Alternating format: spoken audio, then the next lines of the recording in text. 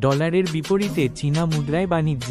বিশ্ব কি নতুন যুগে? আসসালামু আলাইকুম প্রিয় দর্শক, স্বাগতম আপনাদের। আজকের ভিডিওতে আমরা আলোচনা করব একটি গুরুত্বপূর্ণ আন্তর্জাতিক অর্থনৈতিক পরিবর্তন নিয়ে। রাশিয়া ও চীনের মধ্যে বাণিজ্যে ডলারের ব্যবহার কমে গিয়ে ইউয়ান ও রুবলের ব্যবহার বৃদ্ধি। কিন্তু প্রশ্ন হল, সত্যিই কি ডলারের যুগ শেষ হয়ে যাচ্ছে, নাকি এটি কেবল একটি ধীরে ধীরে পরিবর্তনের অংশ? চলুন বিস্তারিত জানি। ইরান আর আমেরিকার যুদ্ধে সম্প্রতি খবর এসেছে যে রাশিয়া এবং চায়না তাদের পারস্পরিক বাণিজ্যের বড় অংশ এখন নিজেদের মুদ্রায় করছে। ইউয়ান চীনের মুদ্রা, রুবল রাশিয়ার মুদ্রা। এই পরিবর্তনের ফলে ডলারের উপর নির্ভরতা কমছে।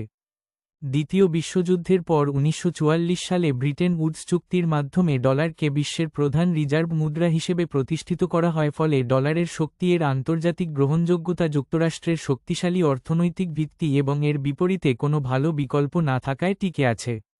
বিশ্ব বাণিজ্যের প্রায় 90% এবং বেশিরভাগ আন্তর্জাতিক লেনদেনে ব্যবহৃত হয় প্রাকৃতিক গ্যাস, স্বর্ণ ও তেল কেনাবেচায় পেট্রোডলার সিস্টেম এর মতো অধিকাংশ গুরুত্বপূর্ণ পণ্য কেনা বেচায় ডলার ব্যবহৃত হয়।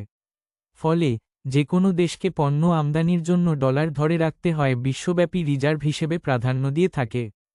দর্শক সকলে অবগত আছেন, ইউক্রেনে যুদ্ধ শুরুর পরপরই পশ্চিমা দেশগুলোর নজিরবিহীন অবরোধের মুখে পড়ে রাশিয়া। ফলে কোণঠাসা হয়ে পড়ে দেশটির বেশিরভাগ আন্তর্জাতিক অর্থনৈতিক কর্মকাণ্ড।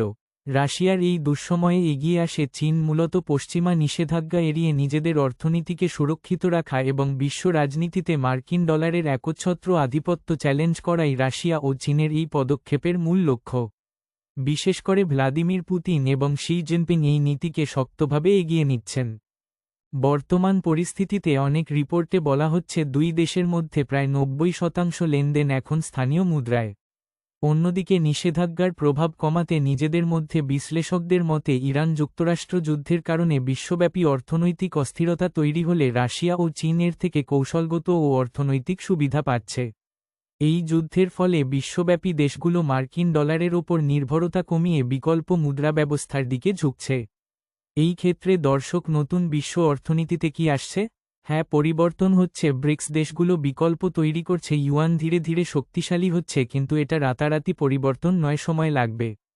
আন্তর্জাতিক মুদ্রা তহবিল IMF সাবেক অর্থনীতিবিদ ও ওয়াল স্ট্রিট জার্নালের স্ট্র্যাটেজিস্ট ডেভিড বিবিসি বাংলাকে বলছেন, রাশিয়ার ওপর যুক্তরাষ্ট্রের নিষেধাজ্ঞার কারণে আন্তর্জাতিক বিনিময় মুদ্রা হিসাবে ডলার নিয়ে অনেক দেশ গুরুত্ব সহকারে ভাবতে শুরু করেছেন।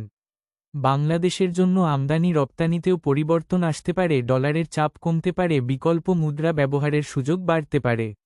ঘটনা প্রবাহের দিক থেকে ডলার শেষ, এই কথাটি সম্পূর্ণ সত্য নয়, আবার পুরোপুরি ভুলও নয়। এটা হলো ধীরে ধীরে পরিবর্তনের দিকে যাচ্ছে বহুমুদ্রার বিশ্ব, মাল্টিপোলার কারেন্সি সিস্টেম। দর্শক, আপনার মতামত দিন, চীন ও রাশিয়া মিলে আমেরিকান ডলারের আধিপত্য চ্যালেঞ্জে কতটা সফলতায় পৌঁছাতে পারে।